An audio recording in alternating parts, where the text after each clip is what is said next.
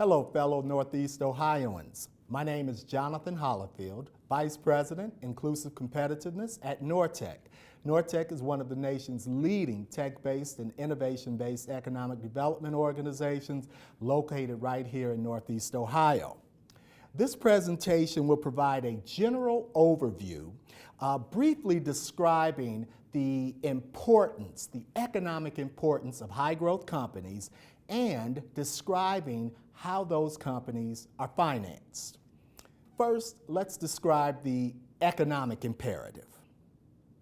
High-growth companies are an essential part of Ohio's job-creating mix. We have to recognize that in the 21st century, forces are combining, conspiring even, to render our economic rebound a far less job recovery. These forces are beyond our control. They're global forces, and significantly, they are forces of technology integration and adoption of American business. This is what I mean. In the 20th century, economic recovery was oftentimes triggered by increases in business productivity. Productivity increases meant new hiring, new jobs. Well, in the 21st century, that's no longer the case. Today's far less jobs recovery is significantly the consequence of increased American business productivity enabled by the adoption and integration of new technology. This results in untold efficiency and productivity gains, producing ever more goods and services with far fewer employees, far fewer workers. No doubt, there exists an imperative, a global economic imperative for Ohio businesses to adopt and integrate new technology. Absolutely beyond dispute. However, as Ohio businesses increasingly become more efficient and producing more with far less employees, that also means that many very talented Ohioans will have difficulty locating employment.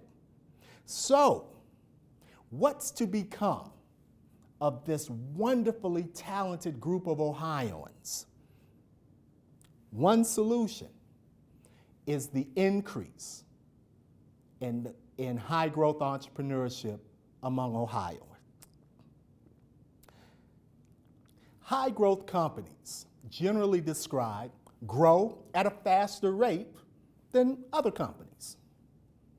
For a more academic definition, high-growth companies grow between 15 to 20% annually for a sustained period, perhaps 3 to 5 years.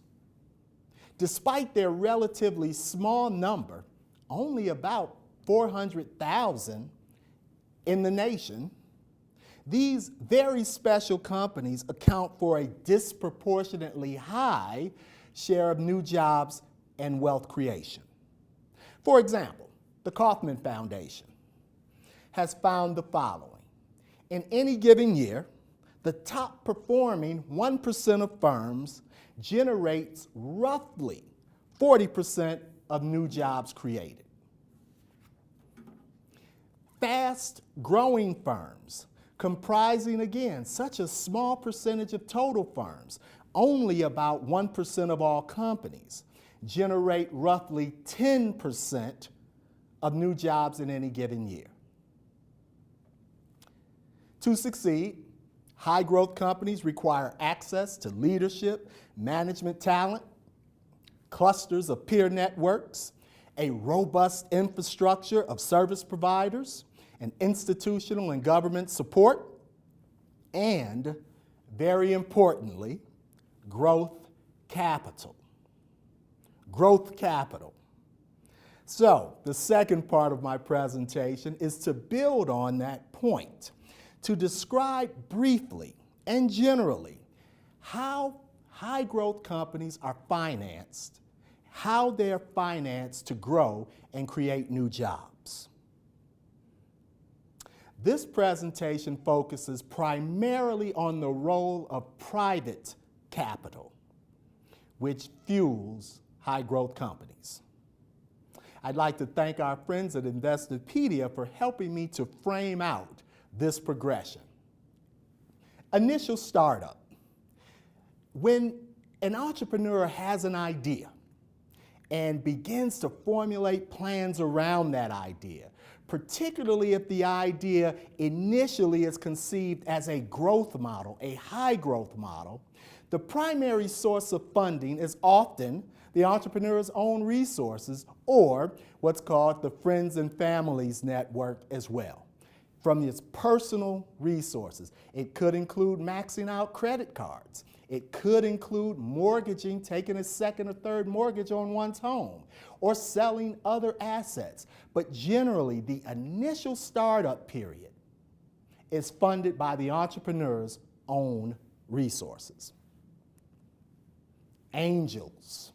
Angel investors. These are networks of individuals, entrepreneurs, former entrepreneurs who have cashed out and done quite well, who have an entrepreneurial zeal and want to bring to bear their personal and their professional expertise to help new entrepreneurs grow their businesses.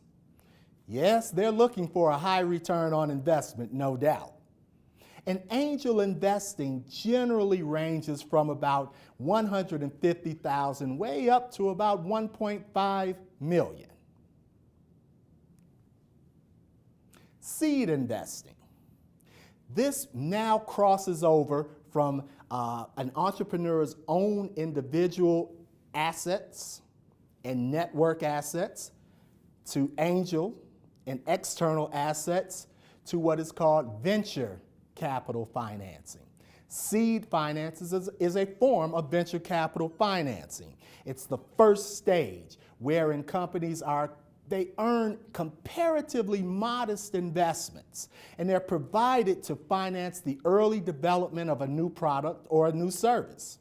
An initial seed round can be made in a company, and it generally ranges from about $200,000 to about $1 million. Early stage and early stage companies. These are companies that are able to begin operations, but generally are not yet at the stage of commercial manufacturing and sales. Early stage finances really supports the preparation to position a company for ultimate launch. Operational startup. You have initial startup and operational startup.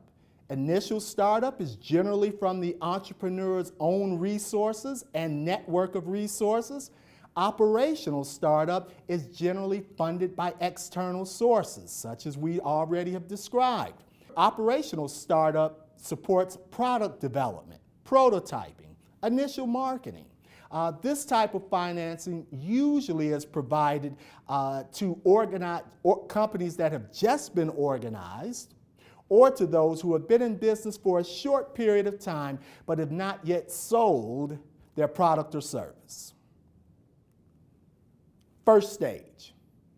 Capital is provided to initiate commercial manufacturing and sales. You see how this progression builds up from individual network resources and assets to external assets to institutional private sector assets, primarily from the venture capital community that positions a company to launch and succeed. This first stage company are generally those that have been in business less than 3 years and have a product or service or is testing or prototyping that production process. Later stage, capital provided after commercial manufacturing and sales, but before an initial public offering. The product or service in production and it may be commercially available. The company demonstrates significant revenue growth and prospects for future growth, but may or may not yet be showing profit. Remember, the prospects for future growth can still position a company to earn later stage investment, even though it's not yet profitable, but it shows the promise for exponential returns on investment. Expansion. Capital provided for major expansion, such as physical plant expansion, product improvement, and marketing, all to yield greater exponential returns on this investment. Mezzanine, or some call it bridge financing, because it bridges all the financing mechanisms that we've talked about to date to what may be an initial public offering, the offering of shares to the public that generally, not always, but generally fuels explosive growth for the offering company. And that's the conclusion. We've provided a very brief overview of the financing mechanisms for high growth companies. We've also talked about the imperative for Ohio to create more high growth companies, because those special kind of entrepreneurs are responsible for a disproportionately high share of new jobs and new wealth. We've also talked about the fact that Ohio businesses must continually adopt and integrate new technologies. They must continually increase efficiencies. They must continually increase productivity. But at the same time, they're doing it and must do it with far fewer workers. Ohio is challenged to convert this pool of talent to high growth entrepreneurs. Not everyone will be one, but we need more. We need more high growth entrepreneurs. So let's keep our thinking caps on. Ohio is counting on each of us to create more high growth companies that will employ more Ohioans. Thank you.